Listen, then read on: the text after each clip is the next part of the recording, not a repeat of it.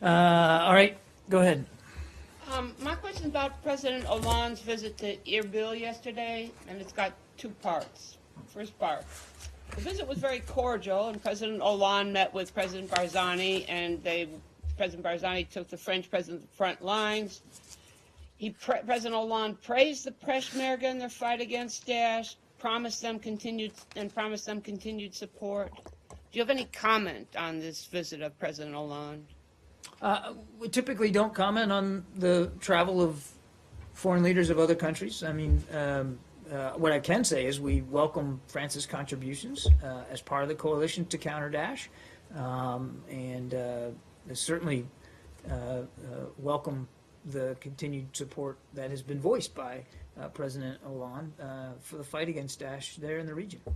And the second part, in these meetings, the Kurdish leadership stressed the enormity of the burden that they bear in hosting 1.8 million displaced people. And President Hollande himself arrived with 38 tons of aid in his plane. Is the U.S. looking into this issue, perhaps?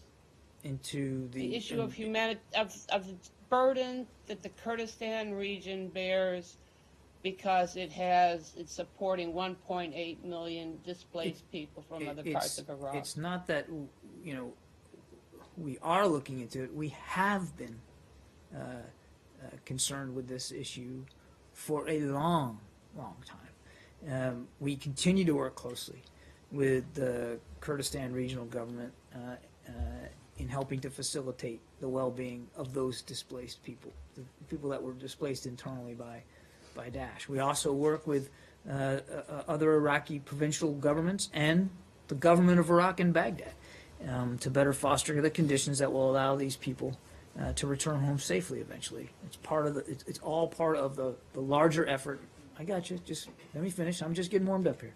It's all part of the larger effort to deal with this this problem, and we're mindful of the toll that displaced people do have on local economies and local infrastructure.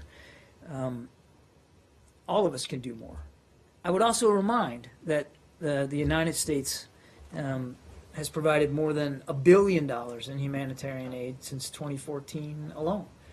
We've also rallied the international community, other nations, helping secure pledges just this summer of over $2 billion from partners for humanitarian assistance, stabilization, demining, all in the run-up to the Mosul operation.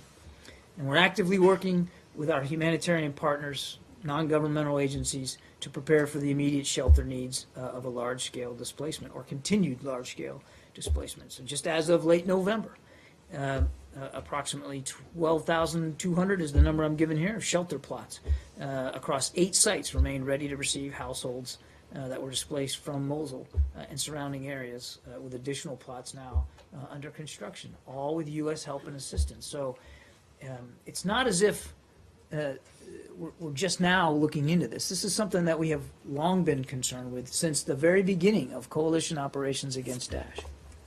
Okay? It sounds like despite the U.S. generosity and help with this, it's not really enough, that more is required even. As I said, I think when we addressed this issue more specifically about Mosul not long ago, we're always analyzing, always assessing, and always willing to contribute more if more is needed. That's part and parcel of the discussions that we are actively having with local, regional, and national government figures there in Iraq.